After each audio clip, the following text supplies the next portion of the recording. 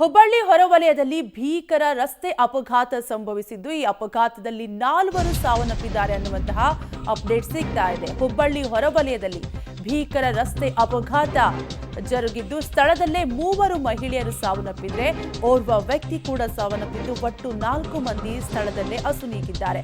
ಅಪಘಾತದಲ್ಲಿ ಪ್ರಾಣಾಪಾಯದಿಂದ 2 ಪಾರಾಗಿದ್ದಾರೆ. ಅದೃಷ್ಟವಶಾತ್ ಹುಬ್ಬಳ್ಳಿಯ ನೂಲ್ವಿ ಕ್ರಾಸ್ನಲ್ಲಿ ಈ ಆಕ್ಸಿಡೆಂಟ್ ಸಂಭವಿಸಿದೆ. ವರೂರ ಗ್ರಾಮದಿಂದ ಹುಬ್ಬಳ್ಳಿಯತ್ತ ಕಾರ್ ಬರ್ತಾ ಇತ್ತು. ರಸ್ತೆ ವಿಭಜಕಕ್ಕೆ ಕಾರ್ ಡಿಕ್ಕಿ ಹೊಡೆದಿದ್ದು ಸ್ಥಳದಲ್ಲೇ 4 ದುರ್ಮರಣವನ್ನಪ್ಪಿದ್ದಾರೆ.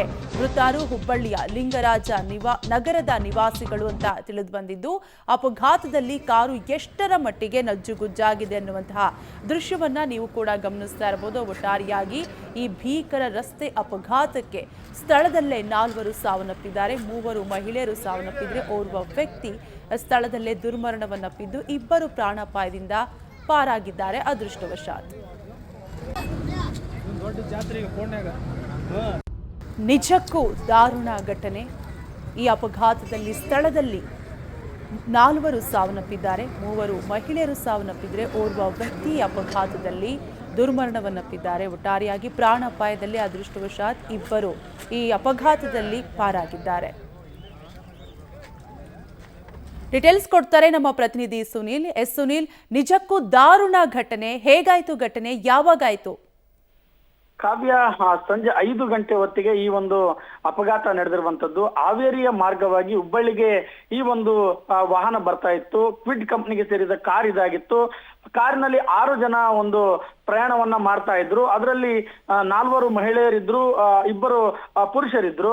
ಆ ಒಂದು ವರೂರ್ ಬಳಿಯ ಡಿವೈಡರ್ಗೆ ವೇಗವಾಗಿ ಬಂದು ಗುದ್ದಿದ ಪರಿಣಾಮ ಈ ಒಂದು ಅಪಘಾತ ಸಂಭವಿಸಿರುವಂತದ್ದು. ಈಗಾಗಲೇ 3 ಸ್ಪಾಟಿನಲ್ಲೇ ಒಂದು ಸಾವನ್ನಪ್ಪಿದ್ರೆ ಇಲ್ಲಿ ಕಿಮ್ಸ್ ಹಾಸ್ಪಿಟಲ್ಗೆ ಚಿಕಿತ್ಸೆಗೆಂದು ತರಲಾಗಿದ್ದಂತಹ ಓರ್ವ ಪುರುಷ ಅಲ್ಲಿ ಸಾವನ್ನಪ್ಪಿದ್ದು ಸಾವಿನ ಸಂಖ್ಯೆ ಈಗ 4ಕ್ಕೆ ಏರಿರುವಂತದ್ದು. ಇದರಲ್ಲಿ ಸತ್ತವರು ಒಂದು ಹುಬ್ಬಳ್ಳಿಯ ಲಿಂಗರಾಜ್ ನಗರದ ನಿವಾಸಿಗಳಾಗಿದ್ದಾರೆ. 65 ವರ್ಷದ ಸುಜಾತ, 60 ವರ್ಷದ ಸಂಪತ್ ಕುಮಾರಿ, 75 ವರ್ಷದ ಗಾಯತ್ರಿ ಮತ್ತು ವೀರಬಸಯ್ಯ ಅವರು ಸಾವನ್ನಪ್ಪಿರುವಂತದ್ದು. ಸೊ ಇದು ಈಗ ಅತಿ ನೋವಿನ ಸಂಗತಿಯನ್ನ ಕುಟುಂಬಸ್ಥರಿಗೆ ತಂದಿರುವಂತದ್ದು.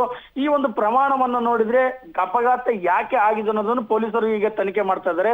ಹುಬ್ಬಳ್ಳಿ ಗ್ರಾಮೀಣ ಪೊಲೀಸ್ ಠಾಣೆಯಲ್ಲಿ ಈ ಬಗ್ಗೆ ದೂರು ದಾಖಲಾಗಿರುವಂತದ್ದು. ಕಾರಿಗೆ ಏನಾದ್ರೂ ಬ್ರೇಕ್ ಫೇಲ್ ಆಗಿತ್ತು ಅಥವಾ ಏನು ಆಗಿತ್ತು, ಏನ್ ಟೆಕ್ನಿಕಲ್ ಸಮಸ್ಯೆಯಿಂದ ಅಪಘಾತ ಆಗಿದೆ ಅನ್ನೋದ್ರ ಬಗ್ಗೆ ಪೊಲೀಸರು ಈಗ ತನಿಖೆ ನಡೆಸ್ತಾ ಇರುವಂತದ್ದು.